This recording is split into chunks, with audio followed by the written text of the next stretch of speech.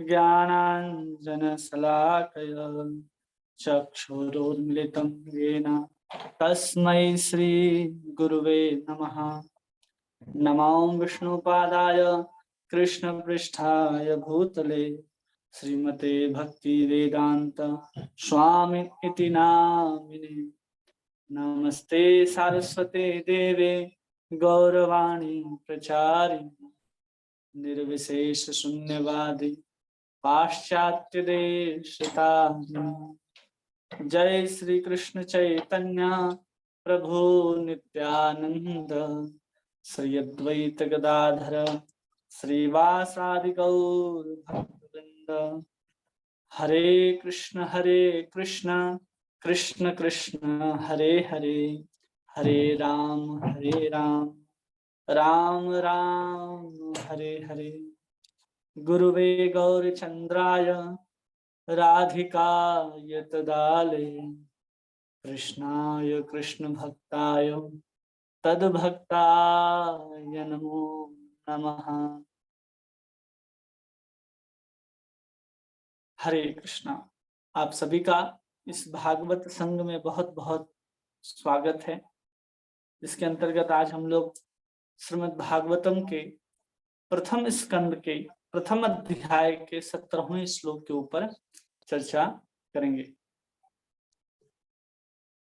इसमें कहते हैं, तस्य कर्माणि उदाराणि परिगीतानि सूरभि ब्रूहि न श्रद्धानानां लीलया दत्ततः कलह। कहते हैं कि उनके दिव्य कर्म अत्यंत उदार तथा अनुग्रहपूर्ण है और श्री नारद मुनि जैसे महान विद्वान मुनि उनका गुणगान करते हैं। अतः कृपया हमें उनके विविध अवतारों में संपन्न अद्भुत लीलाओं के विषय में बताएं, क्योंकि हम सुनने हेतु उत्सुक हैं।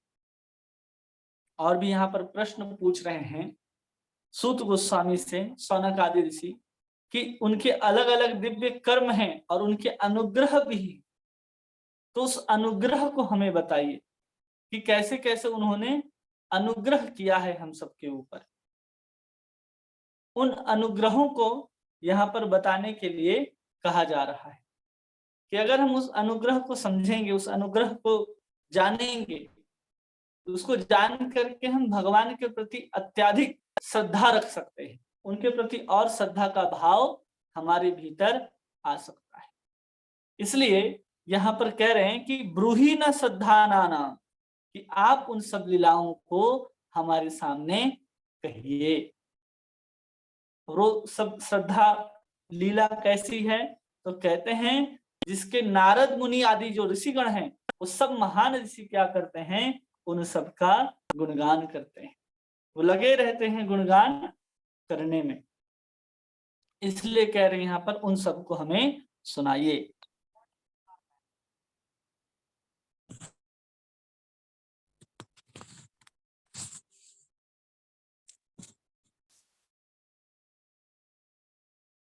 तो हम सबको यहाँ पर समझना है कि किनके दिव्य और कर्म की बात हो रही है। यहाँ पर भगवान श्री कृष्ण जितने प्रकार के अवतार लेते हैं और उन अवतारों में जो जो दिव्य लीलाओं को करते हैं, जो जो अपने अपने दिव्य कर्मों को करते हैं, उन दिव्य कर्मों के आधार पर यहाँ पर कहा जा रहा है कि हमें भगवान श्री कृष्ण के उन दिव्य कर्मों के बारे में बतलाइए। तो प्रभुपाद जी यहाँ तात्पर्य बहुत सुंदर लिखते हैं, अलग अलग देवर्षि अलग अलग महात्माओं का नाम लेकर के, तो उसके आधार पर हम लोग समझने का प्रयास करते हैं। तात्पर्य श्रील प्रभुपाद द्वारा, श्री भगवान कभी भी निष्क्रिय नहीं होते। ऐसा नहीं है कि जो हम लोग तस्वीर में देखते हैं कि भगवान श्री नारायण आराम से क्षीर सागर के ऊपर शीर सैया पर लेटे रहते हैं और माता लक्ष्मी उनकी चरण सेवा करती रहती हैं। वो केवल लेटे हुए नहीं रहते, वो लेट करके भी वहां तमाम तरह के कार्यों को करते हैं। और उनके कार्य कितने दिव्य होते हैं। उनके कार्य जब भी वो अवतार लेकर के आते हैं, लाखों करोड़ों भक्तों का उद्धार करते हैं, बड़े बड़े असुरों को मारते हैं, ऐसे दिव्य कार्यों को करते हैं। इसलिए कोई भगवान नारायण के उस स्वरूप को देख करके ये ना समझे कि भगवान नारायण जो हैं वो एक शीर सैया पर आराम से लेटे रहते हैं। जैसा कि कुछ अल्पज्ञों की धारणा है कि उनकी लीलाएं उदार तथा भव्य है। जैसे कुछ लोगों का कहना है कि उनकी चेतना और उदार जो है, उदारता जो है वो क्या है, दिव्य है और भव्य है। उनकी सृष्टियां चाहे भौतिक हो या आध्यात्मिक समान रूप से आश्चर्यजनक है और समस्त विविधताओं से पूर्ण है। केवल भव्य ही नहीं है बल्कि साथ साथ उनकी लीलाएं क्या हैं, दिव्य हैं। और कितनी दिव्य हैं, बहुत दिव्य हैं। क्योंकि यहाँ पर जितनी प्रकार की विविधताएं हैं, यहाँ पर जितने प्रकार के प्रकृति को देखते हैं, अनेक प्रकार के जीवों को देखते हैं, जिसकी कल्पना भी हम नहीं कर सकते कि इस प्रकार के भी जीव हो सकते हैं या इतने बड़े बड़े जीव भी हो सकते हैं। अब समुद्र में रहने वाले जीवों को देखें तो देखेंगे कि कितने विशाल विशाल जीव हैं, मगर आदि हैं, ब्लू व्हेल आदि हैं, ये सब कितने विशाल हैं। इस सब की रचना किसने की है, भगवान श्री कृष्ण ने की। केवल भव्यता ही नहीं है, उसमें साथ साथ कह रहे हैं कि दिव्यता भी है और विविधताओं से परिपूर्ण है। हर एक इंसान का चेहरा दूसरे इंसान से नहीं मिलता, हर एक इंसान का जो स्वभाव है, कर्म है, दूसरे इंसान से नहीं मिलता। इतनी विविधताएं।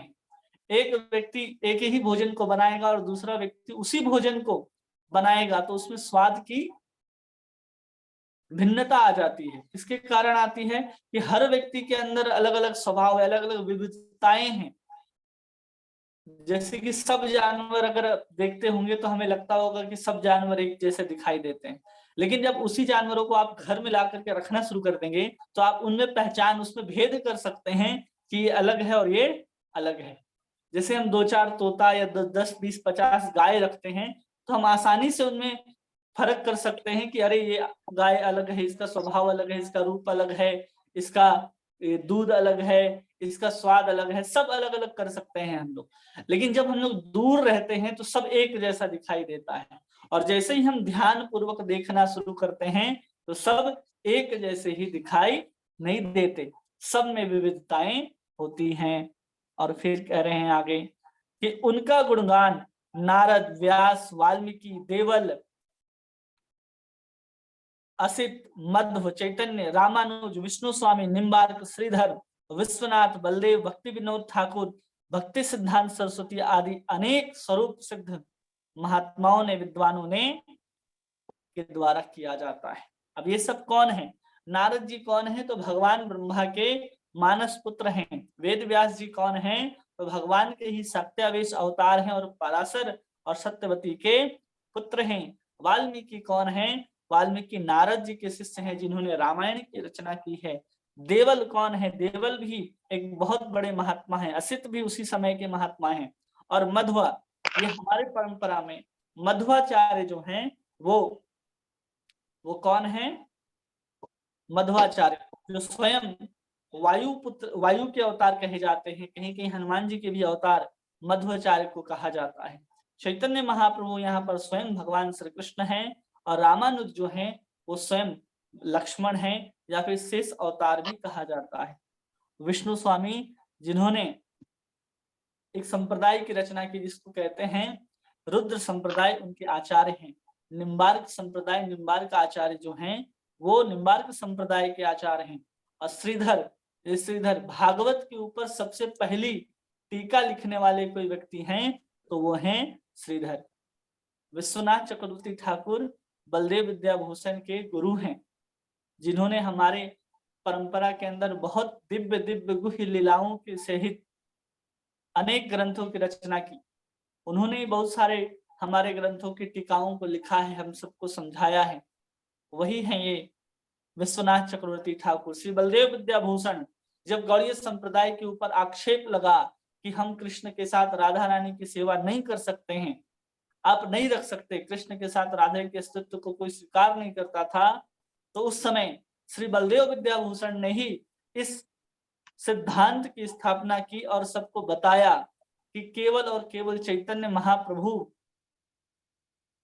महाप्रभु ने राधा और कृष्ण की युगल सेवा बतलाई है और राधा रानी स्वयं अनंत कोटि लक्ष्मियां जिनके पद नख के बराबर भी नहीं है, ऐसे करोड़ों लक्ष्मियां जो हैं वो राधा रानी के चारों तरफ घुमा करती हैं कि हमें कुछ सेवा प्राप्त हो जाए, हमें कुछ सेवा प्राप्त हो जाए। और उस राधा रानी को आप कह रहे हैं कि हम कृष्ण के बगल में स्थापित नहीं कर सकते। जब बलदेव विद्याभूषण जब यहाँ पर धरती पे नहीं आए थे, उनके बहुत सारे शिष्य आदि यहाँ पर नहीं रहते थे, उस समय क्या चल रहा था? उस समय किसी को भी भगवान के साथ राधा रानी की सेवा करने का अधिकार नहीं था। जितने भी ठाकुर थे हमारे वृंदावन के, चाहे राधा गोविंद हो, राधा श्याम सुंदर हो, चाहे ये मदन मोहन हो, चाहे गोपीनाथ जी हो, ये सब अकेले ही खड़े रहते थे, उनके साथ में राधा रानी नहीं थी। तब जाकर के बहुत बड़ी सभा लगती है जयपुर में और कहा जाता है कि आप स्थापित कीजिए कि हमारे संप्रदाय में कृष्ण के साथ राधा रानी आनी चाहिए। तो यही बलदेव विद्याभूषण हैं जो वहां पर जितने प्रकार के तर्क वितर्क हैं उन सबको करके उन्होंने स्थापित किया कि हम कृष्ण के साथ राधा रानी के विग्रह को रख करके उनकी पूजा उपासना कर सकते हैं। और ये प्रमाणिक है, ये शास्त्र में लिखा गया है। तब सब कहने लगे, जितने भी विद्वान आदि थे, कि अगर आपके पास ऐसा प्रमाण है तो लेकिन आपके पास किसी प्रकार का भाष्य नहीं है जिसमें वर्णन हो कि आप प्रामाणिक संप्रदाय के अंतर्गत आते हैं। गौड़ी संप्रदाय का कोई भाष्य नहीं था। तो उस समय बलदेव विद्याभूषण बहुत सोचते हैं कि हमारे पास तो भागवतम ही वेदांत सूत्र के भाष्य के रूप में उपलब्ध है, तो हम क्यों लिखें। तो यही बलदेव विद्याभूषण राधा गोविंद के सामने जाकर के प्रार्थना करते हैं और राधा गोविंद जी स्वयं कहते हैं कि सुनो, तुम कलम और कागज लेकर के आओ और मैं वेदांत सूत्र की व्याख्या करूंगा, तुम उसको लिखते जाना। और बलदेव विद्याभूषण वहां पर अपने कागज और कलम लेकर के बैठते हैं और साक्षात गोविंद देव जी अपने मुख से एक एक वेदांत सूत्र के एक एक सूत्र को व्याख्यात करते हुए सुंदर टिप्पणी को लिखते हैं, जिसको आज हम लोग गोविंद भाष्य के नाम से जानते हैं, जो वेदांत सूत्र का ही भाष्य है, जिसको श्री बलदेव विद्याभूषण ने गोविंद देव जी की कृपा से लिखा। श्रील भक्ति विनोद ठाकुर भक्ति सिद्धांत सरस्वती ठाकुर के पिता हैं और उनके शिक्षा गुरु भी हैं, जिन्होंने इस इस्कॉन की जो संकल्पना है कि ये इस्कॉन की स्थापना कैसे होगी, कैसे हजारों भक्त चैतन्य महाप्रभु की इस आंदोलन से जुड़ेंगे, इन सब की संकल्पना, इन सब की भविष्यवाणी करने वाले कोई थे तो वो थे भक्ति विनोद ठाकुर। इन्होंने ही सुंदर इस्कॉन की कल्पना की थी, जिसको आगे चल करके हमारे श्रील प्रभुपाद जी ने स्थापित किया और हम सबको कृष्ण भावना भावित आंदोलन से जोड़ा। और फिर भक्ति सिद्धांत सरस्वती ठाकुर जो हमारे श्रील प्रभुपाद जी के आध्यात्मिक गुरु रहे। ये सब जो हैं वो स्वरूप सिद्ध महात्मा हैं और ये सब यही घोषित करते हैं कि भगवान जो हैं उनकी सृष्टि, उनकी लीला, उनकी दिव्यता बहुत अलौकिक है, वही भगवान श्री कृष्ण हैं। और सब की जो लीलाएं हैं और उनकी जो क्रियाएं हैं उन सब को सब श्रवण करते हैं तो धीरे धीरे एक एक जीवात्मा के अंदर शुद्धि आती चली जाती है। भौतिक एवं आध्यात्मिक ये दोनों प्रकार की सृष्टियां ऐश्वर्य, सौंदर्य तथा ज्ञान से परिपूर्ण है। प्रभुपाद कह रहे हैं कि भौतिक सृष्टि हो या आध्यात्मिक सृष्टि हो, दोनों सृष्टि में क्या है, ऐश्वर्य है, सौंदर्य है तथा ज्ञान से परिपूर्ण है।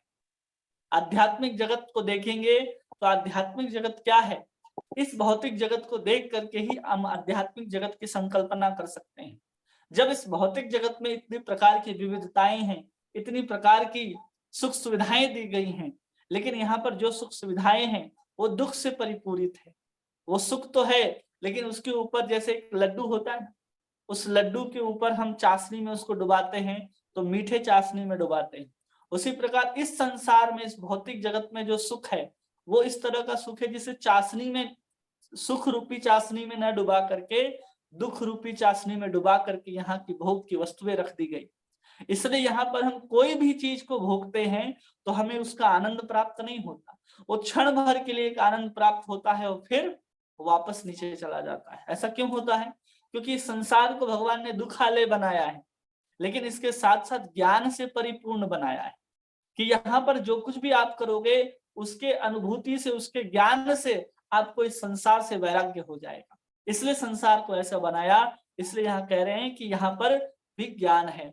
और यहाँ भी ऐश्वर्य है, तमाम तरह के ऐश्वर्य जो भी दिखाई देते हैं, जैसे कि इतनी भव्यता के साथ सूरज रोज अपने समय से निकलता है, चंद्रमा अपनी प्रकाश से, अपनी शीतलता से इतने सारे वनस्पतियों को पोषण करता है। यहाँ पर इतने विद्वान जन रहे हैं, इसी भौतिक जगत में भगवान श्री कृष्ण आकर के अनेक प्रकार की लीलाओं को स्थापित करते हैं और यहीं पर अपने ऐश्वर्य के द्वारा द्वारिका आदि नगरी को बसाते हैं, जगन्नाथपुरी जैसे धाम को बसाते हैं। ये सब क्या है? यहाँ पर ऐश्वर्य है। और यहीं पर भगवान ने गीता जैसा ज्ञान दिया, इसलिए इस भौतिक जगत को भी कह रहे कि ज्ञान से परिपूर्ण है। लेकिन हम अशुद्ध होने के कारण उस ज्ञान को अनुभव नहीं कर पाते, वो ज्ञान हमारे अनुभव में नहीं आ पाता है। आगे कह रहे हैं, किंतु आध्यात्मिक जगत अपने सच्चिदानंद स्वरूप के कारण अधिक भव्य है। क्या कह रहे हैं? जैसे हमने कहा कि ये संसार दुखों से भरा है, उसी प्रकार आध्यात्मिक जगत जो है केवल और केवल सच्चिदानंद स्वरूप है। कोई भी वस्तु उठाएंगे तो सत्य है, चित्त है, आनंद है। निर्जीव वहां पर कोई वस्तु ही नहीं है, चाहे एक कण भी हो वहां का आध्यात्मिक जगत का, वो एक कण भी जो है वो सजीव है, उसके अंदर भी भावनाएं हैं। उस भावना के साथ वहां पर इंतजार में रहता है कि कब राधा कृष्ण युगल सरकार हमारे ऊपर से गुजरेंगे और उनके चरण की जो पद है, वो चरण का जो स्पर्श है, हम कणों को प्राप्त होगा। जो वृक्ष हैं वो भी ऐसे सच्चिदानंद हैं कि वो भी इंतजार में करते हैं कि कब भगवान कृष्ण और बलराम इधर से गुजरेंगे और कब हमको स्पर्श करेंगे और हमें कृतार्थ करेंगे। ऐसी सबकी संकल्पना के साथ सच्चिदानंद स्वरूप में वहां का एक एक कण, वहां का एक एक पत्ती, यहाँ का एक एक पहाड़, पत्थर, नदी, झरने, सब कुछ सच्चिदानंद है, जहां पर केवल और केवल आनंद ही आनंद से भरा हुआ है। जहां पर आनंद के अलावा, जहां सत्य के अलावा और जहां ज्ञान के अलावा अतिरिक्त और कुछ ना हो, उसी को आध्यात्मिक जगत कहते हैं। और आगे कह रहे हैं कि भौतिक सृष्टियां कुछ अपने सच्चिदानंद स्वरूप के कारण अधिक भव्य हैं।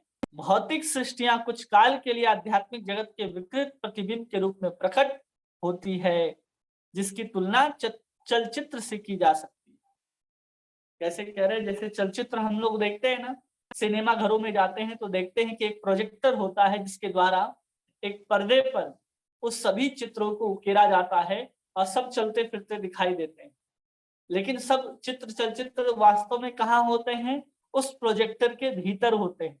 उसी प्रकार ये भौतिक जगत जो है वो सब कुछ कहाँ है? सब कुछ कहाँ पर आधारित है? वो जितने भी प्रकार की इस जगत में हमको रंग, रूप, सौंदर्य, समान वस्तु, भूमि, जल, अग्नि, वायु, आकाश, झरने, पहाड़, जो कुछ भी दिखाई दे रहा है, सब आध्यात्मिक जगत में है। और सिर्फ वो क्या हो रहा है? इस प्रकृति के ऊपर प्रोजेक्ट किया जा रहा है। इसलिए यहाँ पर इतनी विविधताएं दिखाई देती हैं, लेकिन वो सत्य नहीं होती। जैसे चलचित्र में चल रहा सब कुछ सत्य नहीं होता, सिर्फ और सिर्फ सामने चल रहा होता है। उसी प्रकार इस संसार में सब कुछ आता है और फिर चला जाता है। यहाँ पर कोई भी चीज अस्थाई नहीं रहती है और उन अल्पज्ञों के आकृष्ट करती है जो मिथ्या वस्तु द्वारा आकृष्ट होते हैं। और किनको आकृष्ट करती हैं? जो अल्पज्ञ हैं, जो नहीं समझ पाते कि ये संसार जो है दुखालय है, ये संसार हमेशा हमेशा के लिए हमारे साथ रहने वाला नहीं है। जो ऐसा सोचते हैं, जो ऐसा समझते हैं, उनके लिए क्या है कि ये संसार जो है वो आकृष्ट करने वाला है, कि कुछ भी देखेंगे तो लगेगा अरे वाह ये तो कितना सुंदर है। लेकिन उस सुंदरता को देख करके अगर श्याम सुंदर की याद नहीं आ रही तो आप समझ जाइए कि आप इस झूठे संसार में आकृष्ट हो रहे हैं, जो आपको बार बार जन्म, मृत्यु, जरा, व्याधि के चक्कर में डालने वाला ही है और निश्चित रूप से डालने वाला है। क्योंकि हम जो है केवल इस संसार की दिव्यता और संसार की ऐश्वर्यता को देख करके हम आध्यात्मिक जगत की संकल्पना नहीं कर रहे हैं। इस जगत के पीछे जो जगत के मालिक जगन्नाथ हैं, उसके बारे में हमारे मन में कोई भावना, कोई विचार, कोई संकल्पना नहीं उठती। तो समझना चाहिए कि संसार को देख करके हम झूठे आकर्षित हो रहे हैं। चैतन्य महाप्रभु कहते हैं कि जड़ देखे, कि जो कुछ भी देख रहा है वो जड़ के रूप में देखता है, न देखे ताहार मूर्ति। अगर आपकी मूर्ति को नहीं देखता है तो निश्चित रूप से भव बंधन में बंधने वाला है। इसलिए सुंदर संसार को देख करके संसार के ऊपर मोहित नहीं होना है। इस संसार को देख करके भी हमें संसार को बनाने वाले श्याम सुंदर की याद आनी चाहिए। ऐसे अल्पज्ञों को वास्तविकता से कुछ ज्ञान नहीं रहता और मिथ्या भौतिक जगत को ही वो सब कुछ मान बैठते हैं। उनको पता ही नहीं होता कि इस भौतिक जगत के बाहर भी कोई एक संसार है, जहां पर हम जा करके, जहां पर हम रह करके क्या कर सकते हैं, अपने आध्यात्मिक जीवन को जी सकते हैं। यहाँ भौतिक रूप में हम जन्म मृत्यु जरा व्याधि के चक्कर में पड़े रहते हैं। जो जीवन है हमारा, वो जीवन हमें क्या देता है, एक अवसर देता है कि हम भगवान को प्राप्त करें। लेकिन वही जीवन को अगर हम संसार में लगा देते हैं तो यही जीवन हमें दुख देता है, यही जीवन हमें संताप देता है, यही जीवन हमें बार बार अपने आत्मा को बार बार एक शरीर से दूसरे शरीर में परिवर्तन करने के लिए बाध्य करता है। केवल इतना सा करना है कि संसार में लगा हुआ मन इस संसार में न लग करके इस संसार को बनाने वाले जो जगन्नाथ हैं उनके शरण में लग जाए, उनके ऊपर लग जाए, तो ये संसार हमें क्लेश नहीं देगा। लेकिन हम इस बात को नहीं समझ पाते। हम इसी संसार को सब कुछ समझ लेते हैं। हम अपने आप को आत्मा न समझ करके इसी शरीर को सब कुछ मान लेते हैं और इस शरीर से संबंधित जो भी संबंधी हैं उन सबको ही अपना संसार, अपना सब कुछ मान लेते हैं, अपना हितैषी मान लेते हैं, अपना मित्र मान लेते हैं। लेकिन वास्तव में ऐसा नहीं होता। ये शरीर ही आपका नहीं है। ये शरीर भी आपको कुछ समय के लिए मिला है कि आप इसका सदुपयोग कर लें। ये सदुपयोग कैसे कर सकते हैं इस शरीर का? इस शरीर को हम साधन में लगा दें। साधन क्या है कि अपने मन को साधना कृष्ण की तरफ, अपने मन में कृष्ण को पकड़ना, मन के द्वारा कृष्ण को पकड़ना, यही हमारी साधना है। लेकिन हम इस मन के द्वारा क्या पकड़ते हैं? किसी के बात को पकड़ते हैं, किसी के संबंध को पकड़ते हैं, किसी के विचार को पकड़ते हैं, किसी के मोह को पकड़ते हैं। इन सबको हम इसके द्वारा पकड़ते हैं। वास्तव में इसके द्वारा पकड़ना किसको है? तो केवल पकड़ना भगवान श्री कृष्ण के चरणों को है। रामचरितमानस में तुलसीदास जी कहते हैं कि सबकी ममता ताग बटोरी, बांध पद जितने भी ममता है तुम्हारे पुत्र में, पत्नी में, वस्तु में, घर में, उन सब की ममता को एक जगह समेटो और उस समेट करके क्या करना है, सबकी ममता ताग बटोरी, उसको अपने तरफ जोड़ लो, अपने पास खींच लो वापस और फिर क्या करो, बांध मम प्रिय डोरी, उन सब की प्रियता को मेरे चरणों से बांध दो। तो वही ममता, वही आसक्ति, वही मोह जो पुत्र के साथ है, पति के साथ है, पत्नी के साथ है, वही मोह और ममता को सिर्फ भगवान के साथ जोड़ देंगे तो उतने ही से हमें भगवान प्राप्त हो जाएंगे। ये तुलसीदास जी ने अपने अनुभव से लिखा है। क्यों लिखा है? क्योंकि तुलसीदास जी अपने पत्नी के ऊपर बहुत आसक्त थे। इतने आसक्त थे कि जब वो ससुराल अपनी मायके चली गई एक बार उनकी पत्नी, तो वो एक दिन भी उनके बिना नहीं रह पाए। वो छोड़ करके आए और तुरंत उनके पास पहुंच गए आधी रात को तुलसीदास जी, और उनके पास जाकर के बैठ जाते हैं। और उनकी पत्नी पूछती है कि अरे आप मेरे बिना एक दिन भी नहीं रह पाए, इतनी आसक्ति, इतना मोह है मुझसे। अगर यही मोह, यही ममता आप अगर भगवान रामचंद्र से लगा देंगे तो अब तक तो आपको भगवान मिल गए होते। ये बात उनके मन में लग जाती है। उसी समय अपनी पत्नी को छोड़ करके वो चित्रकूट जा करके बैठते हैं, फिर बनारस आदि घूमते हैं। तब जाकर के उनको एक भूत, और भूत के बाद हनुमान जी, और हनुमान जी के बाद रामायण की रचना, और फिर भगवान रामचंद्र उनको मिल जाते हैं। केवल और केवल उसी ममता को, उसी मोह को जो उनकी पत्नी के ऊपर था, उसी को उठा करके उन्होंने श्री रामचंद्र के चरणों में डाल दिया और रामचंद्र उनको प्राप्त हो गए। फिर कह रहे हैं, किंतु अधिक बुद्धिमान व्यक्ति उन्हें श्रील व्यासदेव तथा नारद मुनि जैसे मुनियों के मार्गदर्शन प्राप्त हैं, जानते हैं कि भगवान का शाश्वत राज्य अधिक सुखी, अधिक विशाल तथा आनंद एवं ज्ञान से सदा परिपूर्ण है। नारद जी हमेशा भौतिक जगत और आध्यात्मिक जगत दोनों में भ्रमण करते रहते हैं। वो कभी इस जगत में रहते हैं, कभी उस जगत में रहते हैं। उस जगत में जाते हैं तो कभी वो वैकुंठ लोक में हैं, कभी अन्य वामन के लोक में हैं, कभी नरसिंह के लोक में, कभी साकेत में, कभी गोलोक वृंदावन में भ्रमण करते हैं। और वही नारद जी जब वहां से इस संसार में आते हैं तो देखते हैं कि यहाँ संसार में रह रहे जो भी जीवात्माएं हैं उनकी स्थिति क्या है, उनकी दशा क्या है। वो जो सुख नहीं है उसको प्राप्त करने के लिए ऐसे दिन भर मेहनत कर रहे हैं। जैसे आपके अंदर थोड़ी सी समझदारी आ जाए, जैसे हम गन्ने का जूस पीते हैं, ठीक है, तो गन्ने का रस निकालने वाला क्या करता है, उस मशीन में डालता है और बार बार उसमें डाल करके उसके सारे रसों को निकाल लेता है और फिर उस गन्ने के ढेर को फेंक देता है। अगर कोई व्यक्ति आए और उस फेंके गए जो गन्ने का रस निकाल करके फेंक दिया है, उसको उठा करके वो खाने का प्रयास करे, उसको चबाने का प्रयास करे, तो आपको कैसा अनुभव होगा कि अरे ये कैसा व्यक्ति है जो उस रस को निकाल दिया है उसके बाद भी उसको बार बार चबा रहा है।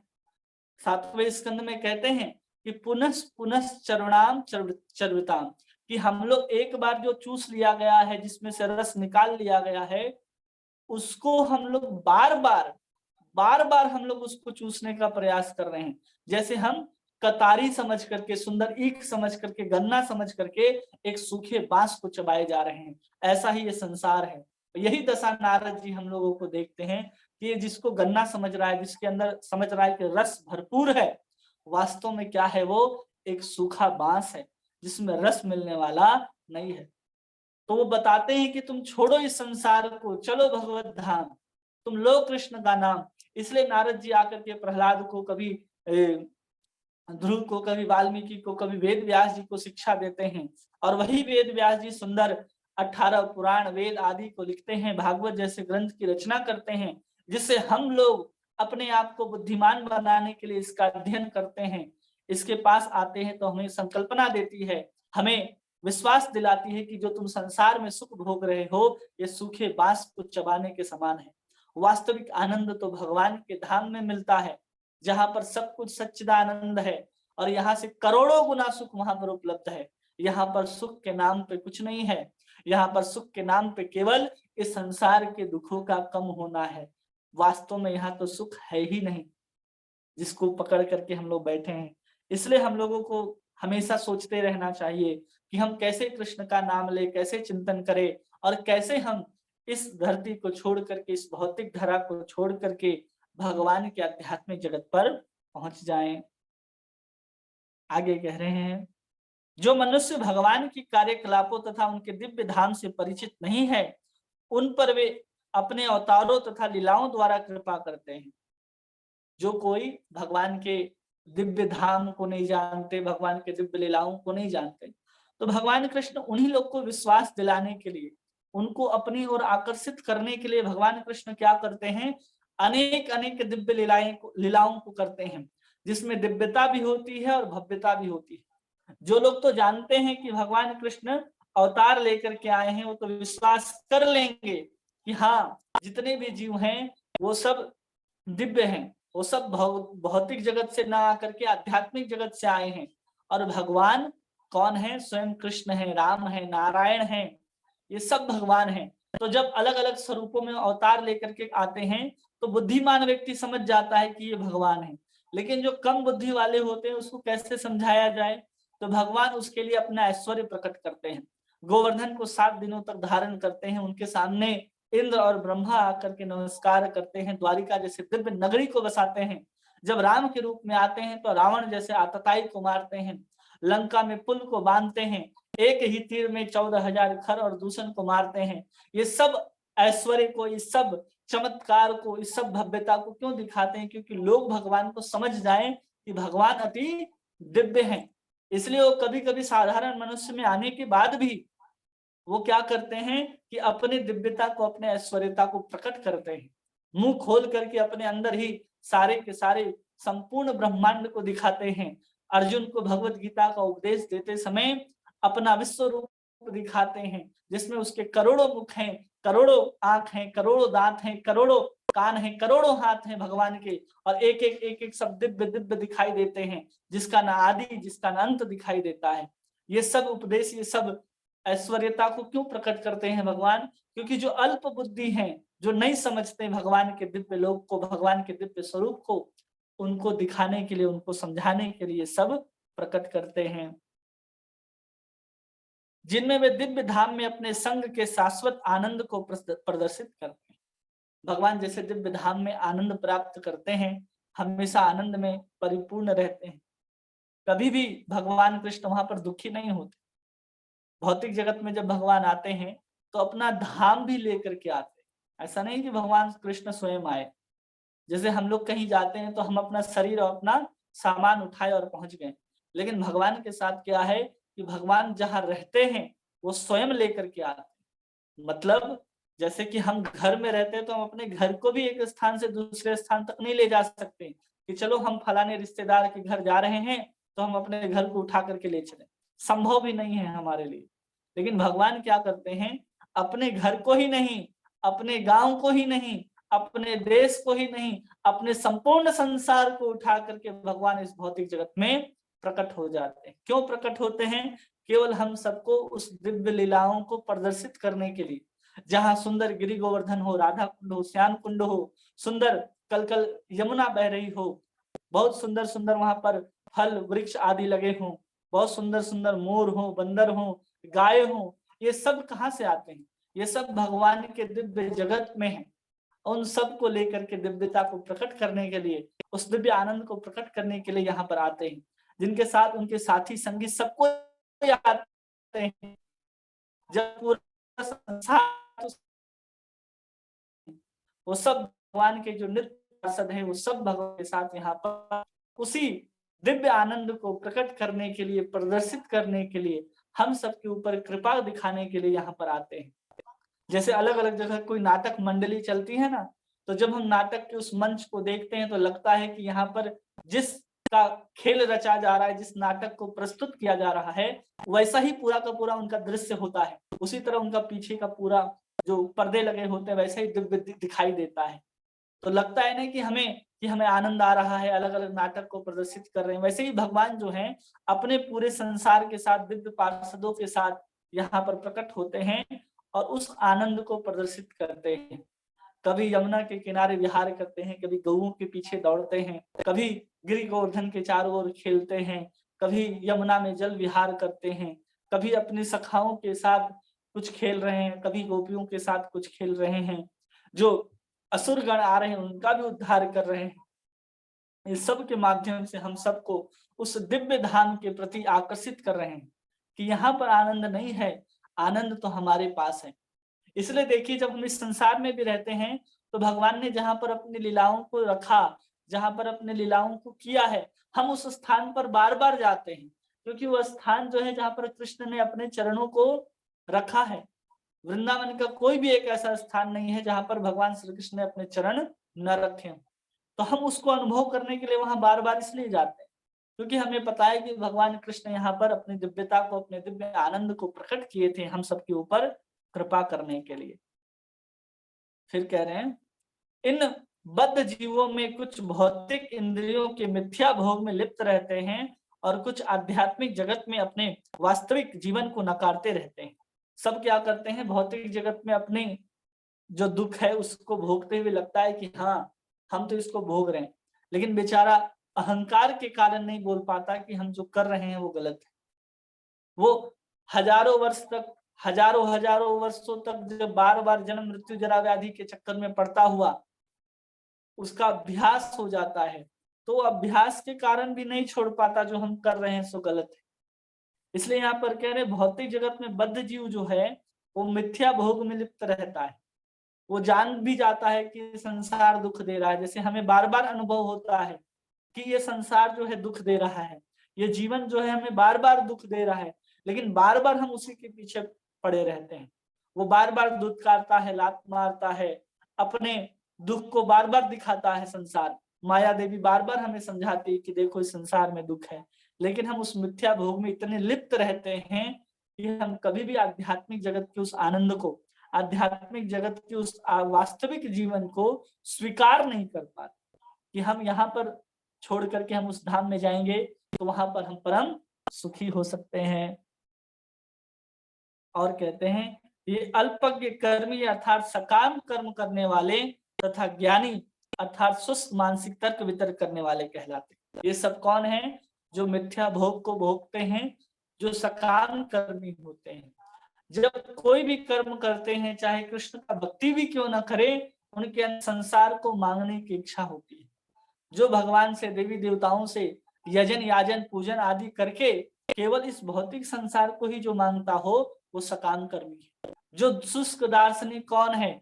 जो भगवान के गुण, लीला, धाम, रूप और गुण को स्थायी ना मानते हुए, सत्य ना मानते हुए केवल उस निराकार ब्रह्म की ओर ही चिंतन करता हो, उसको कहते हैं शुष्क मानसिक तर्क वितर्क करने वाले।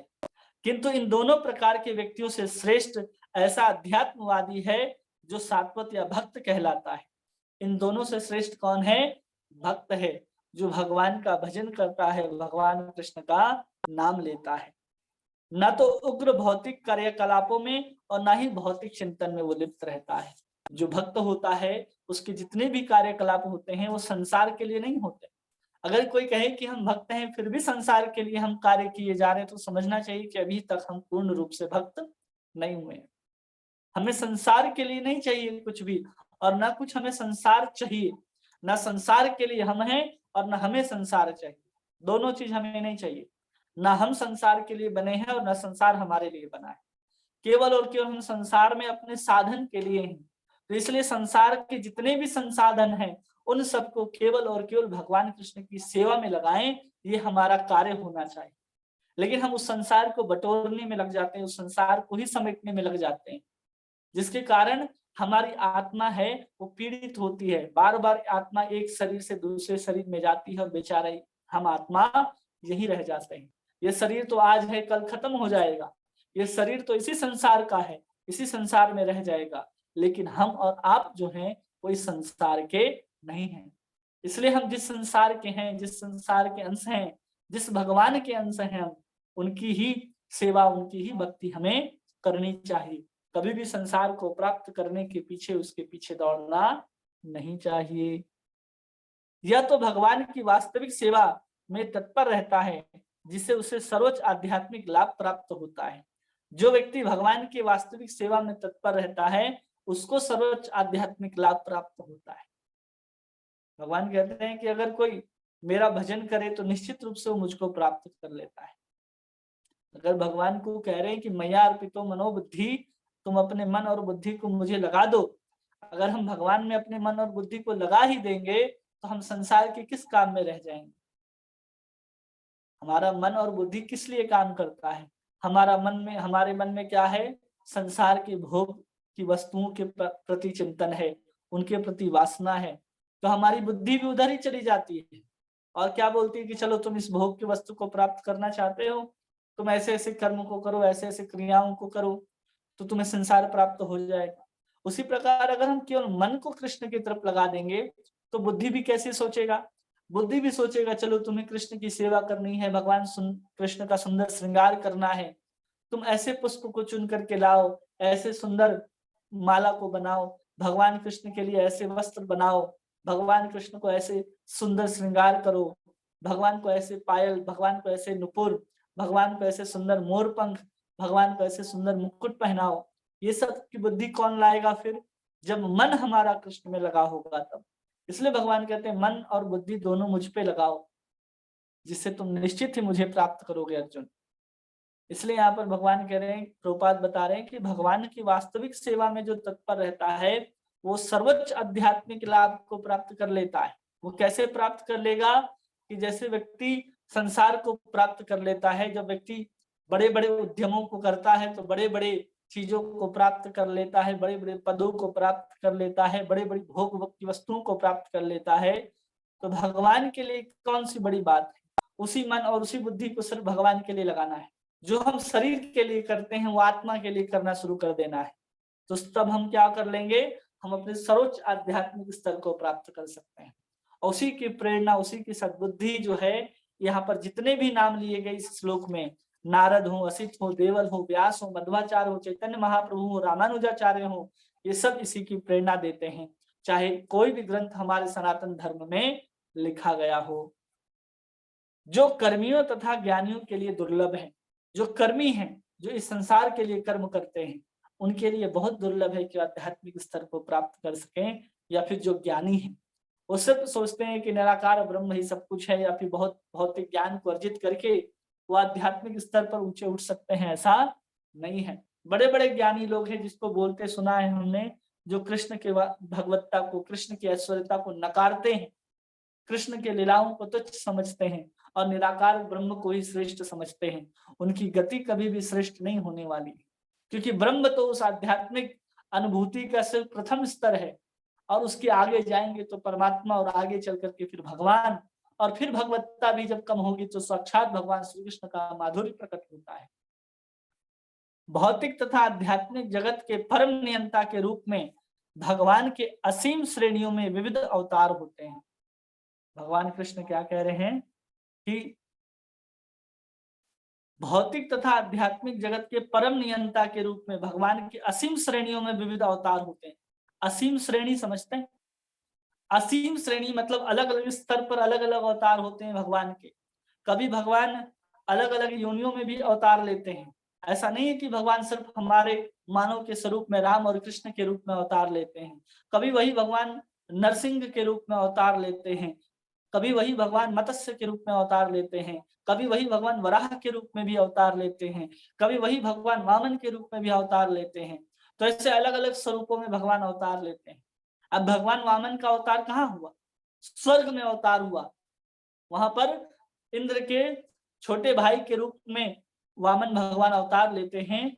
तब जाकर के वो राजा बलि के यज्ञ में पहुंचते हैं और तीन पग भूमि मांग करके संपूर्ण ब्रह्मांड को उससे हर लेते हैं और वापस अपने बड़े भाई को पूरा का पूरा ब्रह्मांड का राज्य सौंप देते हैं। ऐसा हो जाता है। तो इतने सारे अवतार लेते विविध प्रकार के, वही कभी अलग अलग पद्मनाभ के रूप में, कभी संकर्षण के रूप में, कभी अनिरुद्ध के रूप में प्रकट होते हैं। ऐसे दिव्य अवतार हैं भगवान के। वैकुंठ में जैसे हम लोग कहते हैं ना अवतार हुआ, तो कोई भी जब अवतार आता है तो भगवान क्या करते हैं? उतर करके आते हैं, मतलब वो पहले से वहां विराजमान थे। अवतार का मतलब होता है उतरना। अवतार अवतरणी का एक शब्द है जिसको सीढ़ी भी कहते हैं। तो जब कोई ऊपर से नीचे उतरता है तो उसको अवतार कहा जाता है। तो जितने भी अवतार आते हैं इस धराधाम में, इस भौतिक जगत में, वो सब अपने आध्यात्मिक जगत में अपने अपने लोक में रहते हैं। उनका भी एक अपना ऐश्वर्य है, उनका भी एक अपना लोक है। चाहे वो बुद्ध हो, चाहे कल्कि हो, चाहे नरसिंह हो, चाहे वामन हो, कोई भी अवतार हो, इस अनंत अवतार के अनंत लोक वहां पर उपस्थित रहते हैं आध्यात्मिक जगत में। और फिर वहां से वो क्षीरोदक्षाई विष्णु के माध्यम से ही इस जगत में प्रकट होते हैं। क्योंकि यहाँ पर मुख्य रूप से इस परमात्मा, इस जगत के, इस ब्रह्मांड के परमात्मा कौन है? क्षीरोदशाई विष्णु। तो उनके माध्यम से ही वो सब अवतार जो हैं इस धराधाम में आते हैं। कह रहे हैं ब्रह्मा, रुद्र, मनु, पृथु तथा व्यास जैसे अवतार तो उनके भौतिक गुणावतार हैं। यहाँ पर ब्रह्मा जी, रुद्र को भौतिक गुणावतार कहा जा रहा है।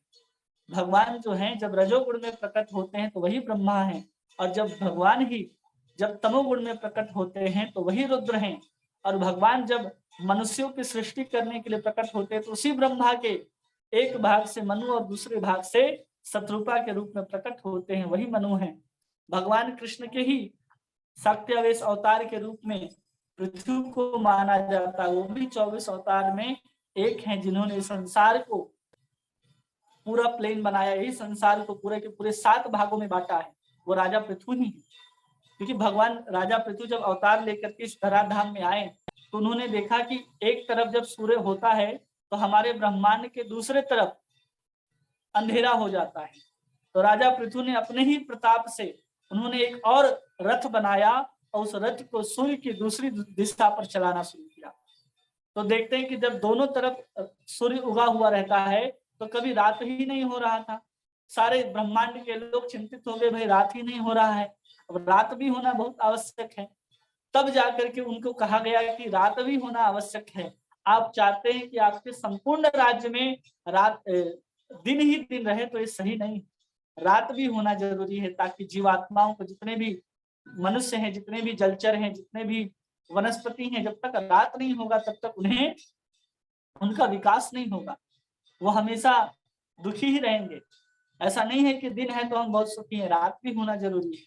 तब राजा पृथु ने उसे अपने चक्र के द्वारा उस रथ को जब हटाते हैं तो उसी रथ के पहिया जब धरती पर वापस आकर के घूमना शुरू करता है तो उसी रथ के पहिए से 7 समुद्रों की रचना होती है, जिसमें से एक समुद्र को तो हम लोग देखते हैं जब भी हम लोग पुरी आदि जाते हैं तो लावण्य समुद्र को देखते हैं जहाँ का पानी नमकीन है। वैसे ही रथ जब है दूसरे और भाग में चलता है तो वहां दूध के समुद्र हैं, फिर घी के समुद्र हैं, गन्ने के रस के समुद्र हैं, फिर मीठा पानी का समुद्र है। ऐसे 7 समुद्रों की रचना हुई। वो थे राजा पृथु। उन्होंने ही धरती को फिर प्लेन किया, उन्होंने ही फिर धरती को गाय के रूप में बुलाए और जिनको जो चाहिए था उन्होंने उस गाय से दूह लिया। जो राक्षस थे उनसे खून आदि मांस आदि दूह लिए, जो सर्प आदि थे उन्होंने उससे सर्प आदि ने विष दूह लिया उससे। वैसे ही जो मनुष्य थे उससे अनाज दूह लिए, जो देवता थे अमृत को दूध गाय के थन से निकाल लिए। तो ये सब जो करामात करने वाले थे वो सिर्फ और सिर्फ मनु हैं, पृथु थे। तो उनको कह रहे हैं कि ये सब जो है भगवान के भौतिक गुण अवतार हैं और व्यास जी जो है वो भगवान के सत्यावेश अवतार हैं। लेकिन श्री राम, नरसिंह, वराह, वामन जैसे अवतार उनके दिव्य अवतार हैं। वो स्वयं अवतार लेते हैं, वो किन्हीं को शक्ति प्रदान नहीं देते।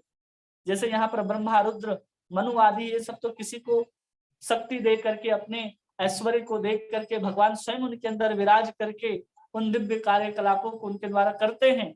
लेकिन भगवान रामचंद्र, नरसिंह, श्री वराह और वामन जैसे जो अवतार होते हैं वो दिव्य अवतार होते हैं। भगवान रामचंद्र जो है स्वयं भगवान है, नरसिंह जो है स्वयं भगवान है, क्योंकि अपने अपने लोक में अवस्थित रहते हैं। भगवान रामचंद्र अपने साकेत में निवास करते हैं, वैसे ही नरसिंह भगवान का भी एक आध्यात्मिक जगत में स्थान है। वराह भगवान का एक लोक है और वामन भगवान अभी तक स्वर्ग में ही रह रहे, क्योंकि उन्होंने अवतार लेकर के आया।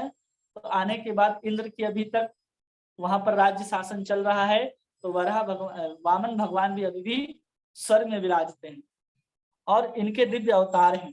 भगवान श्री कृष्ण इन समस्त अवतारों के प्रधान हैं और जितने भी अवतार हैं, चाहे राम हो, चाहे कृष्ण, वामन, कोई भी अवतार हो, उन सब के अवतार के जो स्रोत हैं, जहां से सारे अवतार प्रकट होते हैं, स्वयं अवतारी पुरुष, वो कौन है? भगवान श्री कृष्ण।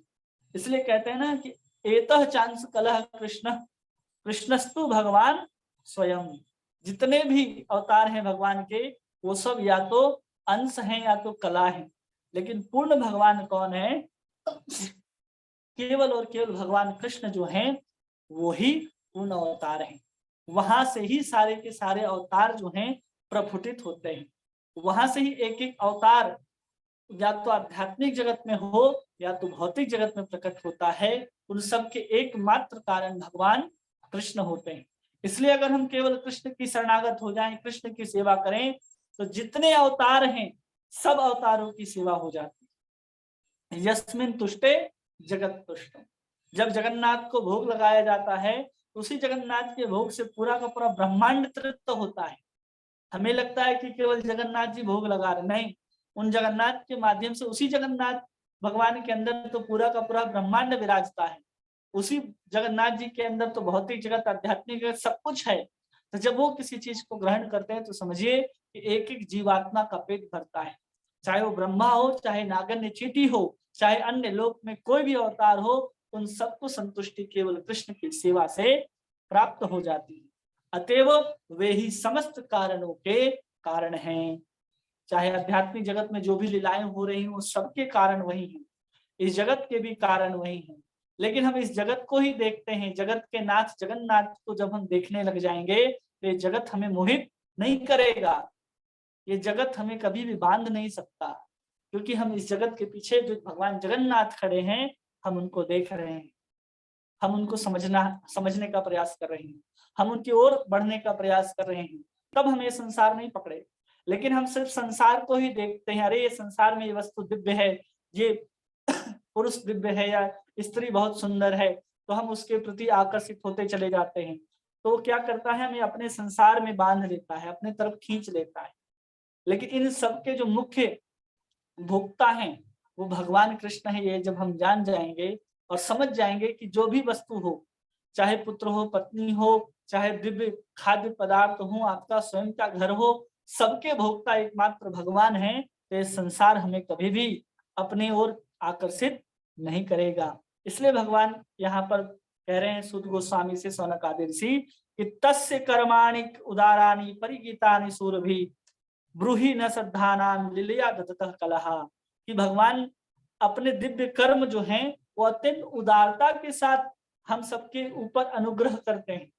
तब जा करके भगवान के अंदर जब करुणा प्रकट होती है, करुणा जब बाहर आती है, तब जाकर के भगवान कृष्ण राधा रानी के साथ मिलकर के चैतन्य महाप्रभु के रूप में इस कली काल में हम पतित जीवों का उद्धार करने के लिए नवद्वीप में जब प्रकट होते हैं, तब जाकर के हम जैसे जीवात्माएं जो न जाने कहाँ थे उस समय जब चैतन्य महाप्रभु प्रकट हुए, जब राम और कृष्ण आदि अवतार आए, तब हमें उनका सौभाग्य प्राप्त नहीं हुआ।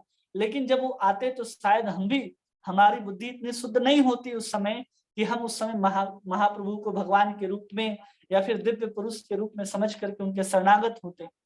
हमारी तो बहुत बड़ी भाग्य है, सौभाग्य है कि जब प्रभुपाद जी जैसे संत आए, जब इन धामों का प्राकट्य हो गया, जब वृंदावन आदि धामों का दिव्य दिव्य लीला स्थलियों को ढूंढ लिया गया, नवद्वीप के अलग अलग स्थानों को ढूंढ लिया गया आचार्यों के द्वारा, आचार्यों ने अपनी बुद्धि के साथ, अपनी प्रखरता के साथ हमारे ऊपर अनुग्रह करने के लिए इन दिव्य ग्रंथों को रच करके स्वयं प्रभुपाद जी जैसे संत आकर के जब हमें भागवत को समझाना और सिखाना शुरू करते हैं, तब जाकर के हमें विश्वास होता है, तब जाकर के हम कृष्ण के नाम को लेना शुरू करते हैं और उन धामों में दिव्य लीला स्थलियों को जा करके दर्शन करते हैं और अपना उद्धार करने का प्रयास कर रहे हैं।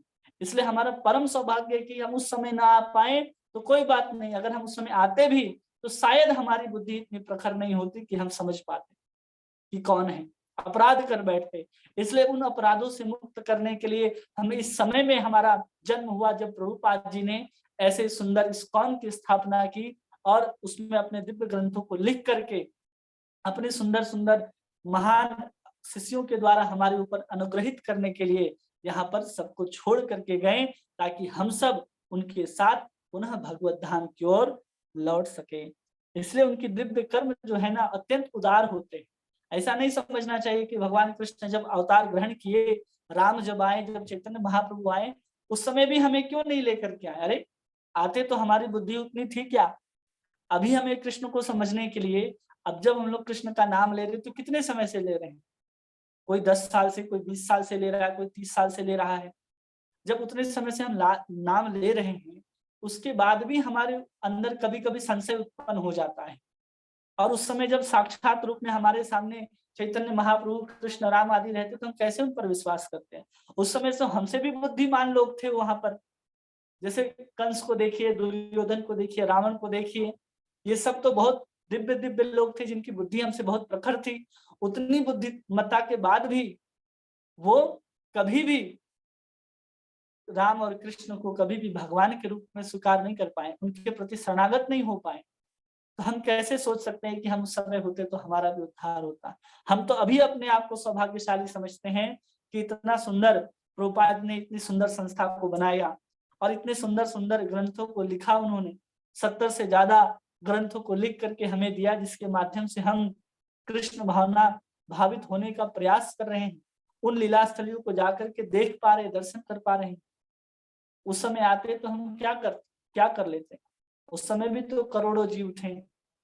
आज भी वो जन्म मृत्यु जरा व्याधि के चक्कर में पड़े हुए हैं, केवल किस लिए?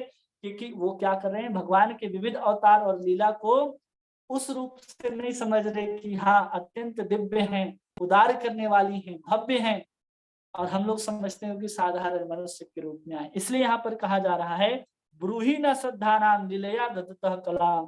जिसको नारद आदि जो मुनि हैं वो क्या करते हैं, हम सबको समझाते हैं। इसलिए प्रभुपाद जी ने यहाँ पर समझाने वालों का नाम लिखा तात्पर्य में। देखिए कितने सारे नामों को लिख दिए प्रभुपाद जी। नारद जी, व्यास जी, वाल्मीकि जी, देवल, असित, मध्व, चैतन्य, रामानुज, विष्णु स्वामी, निम्बारकाचार्य, श्रीधर, विश्वनाथ चक्रवर्ती ठाकुर, बलदेव विद्याभूषण, भक्ति विनोद ठाकुर, भक्ति सिद्धांत सरस्वती ठाकुर, इन सबका नाम यहाँ पर प्रभुपाद जी क्यों दे रहे हैं? इसलिए दे रहे हैं कि इन्हीं की कृपा से हम समझ पाते। ये आचार्यों के आने से पहले हम आ जाते तो हमारे पास इतनी सामर्थ्य नहीं है कि हम राम और कृष्ण को उस रूप में स्वीकार करके उनके प्रति अपनी श्रद्धा को स्थापित कर पाते। इसलिए हम जिस समय आए हैं वो तो हमारे ऊपर भगवान की कृपा है कि इतने सारे आचार्यों की कृपा, इतने सुंदर सुंदर भक्त हैं जो भागवत आदि को समझाते और सुनाते हैं, जिसकी कृपा से हम कृष्ण के ऊपर अपनी श्रद्धा को, अपने विश्वास को दृढ़ कर पाते हैं। और अपनी चेतना को कृष्ण भावना भावित करने के लिए अग्रसर हैं। और निरंतर फिर भगवान कृष्ण का नाम लेने के लिए हम बहुत सुंदर प्रयास करते, अभ्यास करते हैं। इन सब भक्तों को देख करके ही हमारे जीवन में प्रेरणा आता है। उन लीलाओं को सुन करके ही हम उनके तरफ धीरे-धीरे मुड़ते चले जाते हैं कि अरे! भगवान ने इतनी सुंदर लीलाएँ की, भगवान ने इनका भी उद्धार किया, भगवान ने यहाँ भी लीलाएँ की। इन सब से हमारे अंदर क्या होता है, स्फूर्ति आती है, उत्साह आता है। ये सब हमारे ऊपर कृपा है, उसी को कह रहे हैं लीलया दद्दतः कलह, कि वो लीलाओं को करने के लिए अवतार लेते हैं। और कैसा अवतार है? तो उदाराणी, सब कुछ हमारे ऊपर उदारता पूर्वक उन्होंने अनुग्रह किया है, कृपा किया है। तो आप सभी का बहुत-बहुत धन्यवाद। कोई प्रश्न है तो पूछ सकते हैं। कोई प्रभु जी, कोई माता जी, किन्हीं का कोई प्रश्न है? हरे कृष्णा प्रभु जी, दंडवत प्रणाम। हरे कृष्णा, दंडवत प्रणाम। धन्यवाद प्रभु जी आपका, आपने एक एक शब्द की बहुत अच्छी व्याख्या की है, बहुत अच्छे से समझ आया। प्रभु जी मेरा एक प्रश्न था कि आपने बोला कि भगवान के अवतार असीम हैं, और फिर आपने कहा कि हाँ, जो वामन भगवान का अवतार था वह स्वर्ग में हुआ था। तो प्रभु मनु जी भगवान का नहीं, वामन भगवान का अवतार। हाँ जी, हाँ जी, स्वर्ग में बोला है ना आपने कि स्वर्ग में हुआ हाँ, था। तो जी। प्रभु जी हमें यहाँ पे धरती पे कैसे पता कि ऐसा हुआ है? शास्त्रों के माध्यम से? शास्त्रों के माध्यम से जब बलि महाराज जब यज्ञ कर रहे थे, तो बलि महाराज तो इसी भारतवर्ष में यज्ञ कर रहे थे और अवतार तो उन्होंने स्वर्ग में लिया, लेकिन वामन भगवान बलि के यज्ञ में प्रकट होते हैं तो पता तो चलता है ना कि भगवान यहाँ पर आए। और जब वेद व्यास जी ने पूरे ग्रंथों की रचना की तो भगवान जहाँ भी कोई भी लीलाएं की हों, जैसे आप कृष्ण भगवान की जब लीलाओं को पढ़ेंगे अंतिम उत्तरार्ध में, तो भगवान कृष्ण अर्जुन को लेकर के महाविष्णु के पास चले जाते हैं। वो तो इस भौतिक जगत, आध्यात्मिक जगत में है। तो उस लीला को भी यहाँ पर वेद व्यास जी अंकित करते हैं। मतलब वेद व्यास जी को एक-एक स्थान पर हो रहे भगवान की घटनाओं का पूर्ण ज्ञान था। उस ज्ञान के साथ जो आज के मनुष्य को समझ में आने लायक है, जिसमें लोग कृष्ण भावना भावित हो सके, उसको यहाँ पर भागवत में अंकित किया। मतलब भागवत एक आध्यात्मिक जगत का एक झरोखे की तरह है, जहाँ से हम उस आध्यात्मिक जगत को देख रहे हैं, उस लीलाओं को समझ रहे हैं। इसलिए वेद व्यास जी ने अंकित किया है, इसलिए भी पता चला। और वामन देव के रूप में अवतार लेकर के भगवान स्वयं इस धरती पर आए और यहीं पर उन्होंने 3 पग भूमि रखा, मांगा। तब जाकर के ना उनके पद नखों से ब्रह्मांड के ऊपर छेद हो गया, वहां से फिर क्षीरोदक्षाई का जल जो भगवान वामन के चरणों को स्पर्श करके जो आगे बहा, वही गंगा कहलाता है। ये सब कैसे पता चलता है? जब ग्रंथों को पढ़ते हैं, सुनते हैं तब। जी जी जी। और एक आपने बोला कि भगवान के जैसे बहुत अवतार होते हैं, असीम अवतार है, नरसिंह भगवान का जैसे अवतार हुआ। तो प्रभु मैं ये जानना चाह रही थी कि वो जो अवतार होते हैं वो कुछ टाइम के लिए होता है ना प्रभु जी? जैसे मनुष्य का अवतार तो बहुत टाइम के लिए होता है ना? नहीं, नहीं, मनुष्य का अवतार कहना उचित नहीं होगा, क्योंकि भगवान कृष्ण जब मनुष्य के स्वरूप में आते हैं, वो जी। मनुष्य नहीं है वास्तव में, हाँ जी, हाँ जी। स्वरूप उनका मनुष्य का होता है। जी। और भगवान कृष्ण जैसे अपने आध्यात्मिक गोलोक वृंदावन में नित्य विराजते हैं, उसी प्रकार भगवान नरसिंह भी आध्यात्मिक जगत में उनका भी एक स्थान है, उनका भी एक लोक है पूरा। उसके अंदर वो विराजते हैं, वहाँ उनका ही सब कुछ चलता है। जहाँ पर प्रहलाद जैसे भक्त जितने भी भगवान नरसिंह को मानने वाले वो सब उनके धाम में जाते हैं। ऐसा थोड़ी है कि जब हम भगवान विष्णु की पूजा करें तो वैकुंठ गए। अब उसी वैकुंठ जगत में अलग-अलग लोक हैं, जहाँ पर वामन भी हैं, जहाँ कल्की भी हैं, जहाँ बुद्धा भी हैं, वहाँ सब प्रकार के जितने अवतार हैं सबके वहाँ पर अपना स्थान है। जो उनकी पूजा करता है उनके पास जाता है। भगवान कहते हैं ना कि जो जिसकी पूजा करेगा उसके पास जाएगा। तो अगर कोई नरसिंह भगवान की पूजा करे और राम के पास पहुँच जाए, ऐसा तो हो नहीं सकता। कोई भगवान नरसिंह की पूजा करे और वामन के पास जाए, ऐसा हो नहीं सकता। तो वही भगवान के जो असीम अवतार हैं उनके असीम लोक हैं वहाँ पर, और वहाँ पर वे अपने लोकों पर विराजते हैं और उनके भक्त उनके पास पहुँचते हैं उनकी पूजा करके, उनकी उपासना करके। जी। मतलब प्रभु जी आपके कहने का मतलब है कि भगवान हैं, सब भगवान कृष्ण ही हैं, और भगवान कृष्ण के ही बहुत अलग अलग तरह के अवतार होते हैं। हम जिस हाँ, रूप में भगवान की पूजा करेंगे हम उस मतलब लोक में जाएंगे, हाँ, वो सब आध्यात्मिक उसी जगत में लोक स्थित को पाएंगे। है जी। ना प्रभु जी, यही है ना? हाँ, जी। ठीक है हरे कृष्णा। और कोई प्रश्न किसी का? हरे तो कृष्णा प्रभु जी, दंडवत प्रणाम। दंडवत प्रभु जी, प्रणाम। जिस दिन आपके पास समय होगा ना, प्लीज आप हमें ये बताएं, ये पूरे विस्तार से ना, ये क्षीरोदक्षाई विष्णु के बारे में, और ये जितने भी 3 तरह के गीता में दिया गया है ना प्रभु जी, मुझे अभी तक ये क्लियर नहीं हुआ कंसेप्ट। तो गीता का हमारा एक पूरा का पूरा लेक्चर उपलब्ध है। इसमें 59 लेक्चर्स होंगे, वीडियो होंगे यूट्यूब में। हमारे जो भगवत गीता बलभद्र दास के नाम से एक यूट्यूब चैनल है, तो उसमें देखेंगे तो पूरी की पूरी भगवत गीता आपको मिल जाएगी। तो उसमें भी हमने विस्तार से समझाया है। तो गीता भी समझना चाहते हैं तो आप वहां पर सुन सकते हैं। और यहाँ पर तो जितने सारे भक्त आते हैं, जुड़ते हैं, उसमें से ज्यादातर भक्तों ने भगवत गीता कोर्स को किया है। मैंने किया है प्रभु जी भगवत गीता कोर्स को, मगर मेरे को ऐसे लगता है कि मुझे ना इसमें थोड़े डाउट रहते हैं कि ये क्षीरो दक्षाई विष्णु, कि ये कहाँ कहाँ इनके स्थान है, मतलब थोड़ा सा मुझे इसमें क्लियर करना है प्रभु जी। ठीक है, हम इसको जब भी समय मिलेगा तो हम इसको विस्तार से बताएंगे कि कैसे किनका अवतार होता है, सबका कार्य क्या है, सब कहाँ पर विराजते हैं, ये बताएंगे। जी प्रभु जी, ये जानना है मुझे ना। और कोई माता जी, प्रभु जी?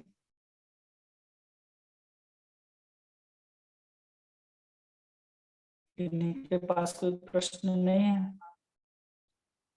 ठीक है। हरे कृष्णा कृष्णा कृष्णा हरे हरे, हरे राम राम राम हरे हरे। वाञ्छाकल्पतरुभ्यश्च कृपा सिन्धुभ्येव च पतितानां पावनेभ्यो वैष्णवेभ्यो नमो नमः। अनंत कोटि वैष्णव भक्तवृंद की जय। नामाचार्य श्रील हरिदास ठाकुर की जय। श्रील प्रभुपाद की जय। श्रीमद् भागवत महापुराण की जय। आप सब भक्तों की जय। आप सभी का बहुत बहुत धन्यवाद। हरे कृष्णा। हरे कृष्णा प्रभु जी, सादर प्रणाम। हरे कृष्ण प्रभु जी, दंडवत प्रणाम। हरे कृष्णा, दंडवत प्रणाम।